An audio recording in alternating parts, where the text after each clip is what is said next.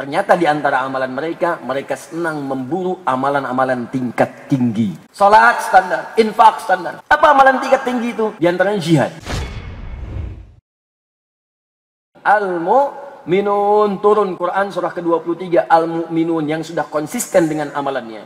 Kalau sudah konsisten, maka akan lahir pertama Allah berikan rasa bahagia dalam dirinya. Dia ada kenikmatan saat ibadah. Makanya pemilik iman yang betul-betul konsisten, itu ada kenikmatan ketika ibadah. Jangankan fardu, ya ketinggalan sunnah pun dia bisa gelisah. Kalau sudah mukminun itu, dia ngejar tahajud, Pak, Bu. Dia kejar. Jangankan subuhnya, tahajud misalnya, ketinggalan satu malam, itu gelisah hatinya. Sekarang subuh itu adanya 4.33. Dia bangun misalnya 4.30, padahal belum subuh, 3 menit lagi subuh. Itu karena biasa dia tahajud, itu penyesalannya tinggi. Ya Allah, terlambat saya. Terlambat saya, Allah. Karena biasa dia bangun itu jam 3.34. Bangun, tahajud dulu. Itu akan ada perasaan seperti itu. Dulu biasa nunggu Ramadan. Ya, bahkan kalau masih amanu, Ramadan sudah dekat sepekan, itu bahasanya lain. Kok cepet amat ya? Kalau sudah yu'minun, dia tanya-tanya. Tapi kalau sudah mu'minun, Allahu Akbar. Baru selesai Ramadan, ya Allah, mudah-mudahan ketemu lagi yang akan datang, ya Allah. Percepat datangnya, ya Allah. Itu mu'minun. Nah, kalau sudah merasakan kenikmatan itu, sesuatu yang terasa nikmat yang mendatangkan kesuksesan disebut falah namanya. Falahun. Kalau sudah digenggam, didapatkan dalam diri kita dan tidak mau kita lepaskan, maka rumus jadi ilmu sharaf, tambahkan hamzah, harakatnya fathah. A. Falah, tambah hamzah depannya. Kalau sudah ada hamzah harakat fathah, harakat fa-nya sukun, pindah ke depannya. Buang alifnya. Alif yang kata falah, setelah lam buang alifnya karena ada hamzah di depannya. Maka berubah kalimat menjadi aflah. Aflah. Aflah. Turun Quran surah ke-23 ayat pertama. Qad aflahal mu'minun. Kapan al-mu'minun menjadi aflah? Karena dia konsisten dengan amalan. Makanya setelah itu amalan semua. Alladzina hum fi salatihim khashi'un. Kalau amanu tadi baru salat, yu'minun konsisten salat, tapi mu'minun khusyuk salatnya. Sudah nggak bicara lagi salat apa nggak salat. Sudah nggak bicara lagi apakah konsisten atau tidak salatnya, tapi naik kualitas khusyuk salatnya. Ya alladzina hum lizzakati fa'ilun walladzina hum 'anil lagwi mu'ridun sampai ala furujihim yuhafizun sampai ujungnya. Maka orang seperti ini kata Allah, sudah dia itu kalau sudah mukminun itu seperti pewaris surga Firdaus yang jalan-jalan di bumi. Jadi kalau Anda ingin melihat ahli surga Firdaus jalan-jalan di muka bumi, maka itulah orang-orang yang disebut al-mu'minun tadi. Yang kalau salat khusyuk salatnya. Ada orang, nggak ada orang enak, bisa nangis sendirian tuh. Bukan karena ada orang tiba-tiba jadi khusyuk, jadi lama. Masuk karena banyak orang tahiyatul masjid lama baca Al-Baqarah gitu ya. Kalau nggak ada orang cuman kulhu balik gitu kan. Nggak seperti itu. Dia tuh kelihatan enak. Kadang malam-malam tahajud ya. Kadang-kadang malah nunggu orang kosong baru dia ibadah supaya nggak kelihatan orang. Al-mu'minun. Nah, coba naikkan levelnya. Makanya di ujung ayatnya nanti ditutup ya dari 9 sampai 11 itu alladzina yarithuna al-firdausa hum fiha khalidun. Al-mu'minun itu adalah para pewaris surga Firdaus yang mereka itu akan tinggal kekal di dalam surganya Allah Subhanahu wa ta'ala. Nanti kalau sudah seperti ini, maka amalan-amalannya spesial. Nah, apa ciri al-mu'minun itu yang tampak dalam kehidupan? Ternyata di antara amalan mereka, mereka senang memburu amalan-amalan tingkat tinggi. Jadi kalau yang salat-salat itu udah standar. Salat standar, infak standar. Apa amalan tingkat tinggi itu? Di antaranya jihad. Jihad fi sabilillah. Kalau tuntutan jihad ini tidak ada, ya secara syariat saya belum ada, belum datang dibenarkan secara syariat untuk berjihad di medan fisik, maka selevel dengan itu akan dicari. Apa yang selevel dengan itu? Majlis ta'lim, Pak, Bu. Majlis ilmu. Jadi kita hadir di sini ini levelnya sama itu dengan jihad fi sabilillah. Turun ayatnya langsung dan dibuka dengan kalimat al-mu'minun. Makanya berbahagialah kalau ada hamba-hamba Allah, kemudian diringankan langkahnya. Lalu kemudian dikuatkan jiwanya untuk datang ke majlis ilmu. Itu perkara yang tidak mudah. Awal-awal mungkin berat. Awal-awal cuma pengen lihat, cuma pengen ikut. Tapi sadarilah, disitulah kasih sayang Allah untuk menaikkan level keimanan kita lebih dari yang biasanya. Jadi kalau sudah terasa kenikmatannya, akan nyaman. Anda kalau sekali nggak datang ke majlis ilmu, rasanya nggak enak hidupnya. Makanya berbahagialah kalau di sekitaran kita itu ada masjid-masjid yang dipenuhi dengan majlis ilmu. Berbahagia itu. Al-Azhar banyak itu majlis ilmunya. Berapa banyak dari pagi sampai dengan petang. Ya, setiap hari Senin sampai dengan Ahad ada semua. Belum geser dikit ke As-Salam, belum ke Al-Ihsan. Ada Baitur Rahim ke sana, ada Al-Ihsan lagi di sana. Ada Jannatul Firdaus di sebelah sana. Hampir semua majlis ilmu. Jadi kalau Allah sudah menebarkan sekitar kita kebaikan dan belum juga Anda pengen menepatinya, belum juga Anda ingin mendatanginya, maka dengan cara apa lagi Allah mesti mengangkat iman Anda sampai ke level yang paling tinggi itu. Jadi kalau Anda tidak menjadi orang baik, bukan Allah yang pengen, Anda sendiri yang tidak memutuskannya. Nah, ketika Anda hadir di dalamnya, kata Allah, ini berita baik. Ya, falaula nafara min kulli firqatin minhum ta'ifah liyatafaqahu fid din. Kalau sudah datang ke majlis ilmu itu, maka tingkatkan kualitas imanmu dengan mencari majlis-majlis yang memahamkan engkau tentang agamamu. Jadi tidak semua majlis itu disebut dengan majlis jihad, tidak. Kecuali yang membuat kita paham dengan agama, sehingga dengan pemahaman itu bisa kita amalkan dalam kehidupan. Baik formal atau tidak formal. Formal itu seperti kampus, sekolah, dari mulai SD, SMP, SMA. Ibu cari sekolah yang ibu investasikan anak-anak ibu itu langsung naik level ke tingkat keimanan tertinggi. Dan itu investasi tinggi, Pak. Antum dapat pahala banyak di situ.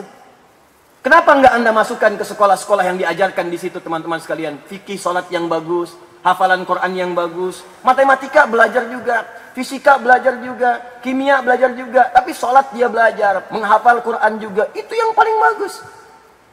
Makanya ketika lulus, bukan cuma lulus sebagai seorang mahasiswa, tapi lulus langsung sebagai seorang mukminun di hadapan Allah Subhanahu wa taala. Jadi ketika dia mengamalkan apa yang dia kerjakan itu, yang dia pelajari, Anda dapat bagian pahalanya. Kalau cuma masalah umum saja, yang tidak beriman pun, yang belum beriman bisa mengerjakan itu. Lantas apa bedanya anak Anda dengan anak orang lain di hadapan Allah Subhanahu wa taala? Itu poinnya. Nah, jadi mohon izin ya, tidak semua tempat itu bisa disebut dengan majlis tafaqquh sepanjang tidak memahamkan kita dengan agama. Ya, justru yang membuat kita jauh dari agama itu yang dijauhi, jangan sampai rusak iman kita. Termasuk menyekolahkan anak-anak yang di situ bisa merusak iman, itu yang bahaya. Sudah tahu zina itu, ya hubungan seksual di luar nikah itu udah pasti salah. Ya, tiba-tiba jadi benar misalnya. Ya, saya kan katakan anak SD aja tahu hubungan di luar nikah itu haram hukumnya. Anak SD, Anda sekolah sampai tinggi-tinggi sampai S3, masih belum tahu juga. Ya, mau tingkat sampai tingkat berapa lagi itu?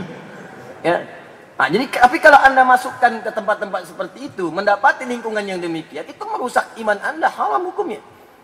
Ya, haram hukumnya.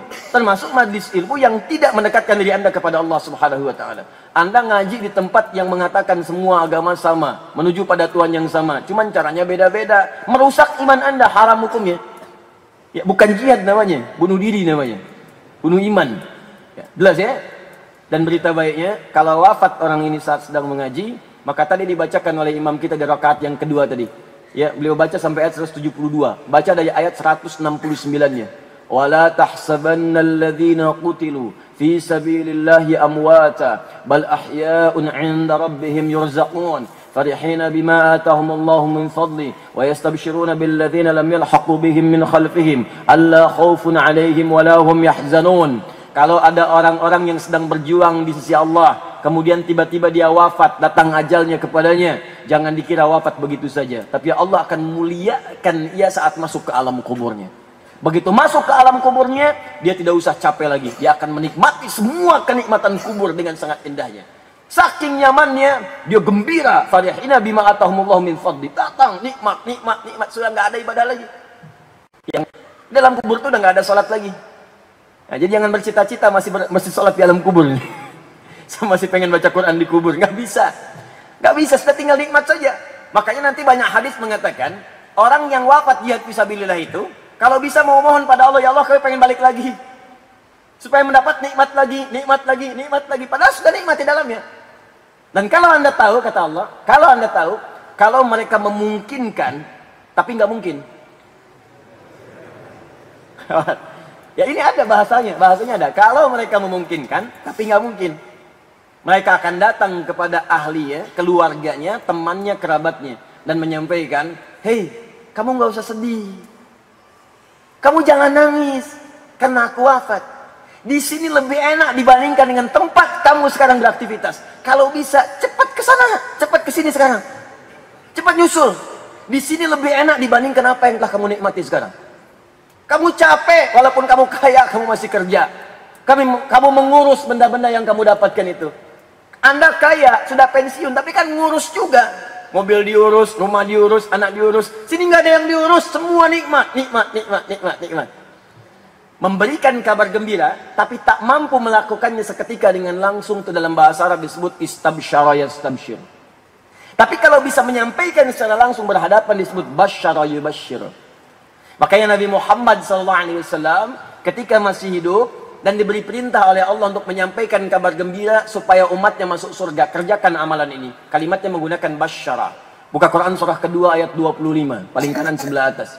Ya, wa basyiril ladzina amanu wa 'amilus shalihat anna lahum jannatin tajri min tahtihal anhar. Kata Allah Muhammad sallallahu alaihi wasallam, kabarkan berita gembira kepada umatmu. Pada sahabat-sahabatmu dulu yang masih hidup. Beliau masih hidup. Ya, kalau mereka mau beriman dan menjadikan iman itu membimbing mereka beramal soleh, saya siapkan surga untuk mereka. Nabinya masih hidup. Tapi ketika masuk ke alam kuburnya, kita masuk ke alam kubur, wafat kita di dalamnya, kata Allah, para pejuang fi sabilillah itu wafat diberikan kenikmatan. Alhamdulillah. Kalau dia mampu mengabarkan nikmatnya, dia akan sampaikan pada kawannya, kerabatnya, keluarganya. Jangan nangis, mah. Jangan sedih, Pak.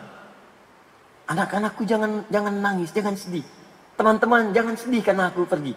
Aku di sini nikmat. Wa yastabsyiruna billadzina lam yalhaqu bihim. Yastabsyiru, bukan basyar. Kalau dia mampu, dia akan sampaikan. Cuman dia nggak bisa sampaikan. Makanya Allah yang memberitakan kepada kita semua. Kalau nggak percaya, nanti wafat aja ya. Kalau tiba ajalnya, nanti akan kelihatan tuh. Kan kelihatan. Dan kita nggak bisa memilih untuk cepat wafat karena sudah ada ajalnya. Makanya bunuh diri nggak ada kerjaan. Nggak ada kerjaan, minum baygon misalnya ya, satu baskom, kalau belum tiba waktunya ya nggak akan meninggal juga. Ya, jelas ya? Nah, karena itu berbahagialah kita ada di sini dan mari kita kuatkan kualitas ta'lim kita dengan mempelajari adab-adabnya sehingga kualitasnya naik derajat di sisi Allah sebagai jihad fi sabilillah insyaallah.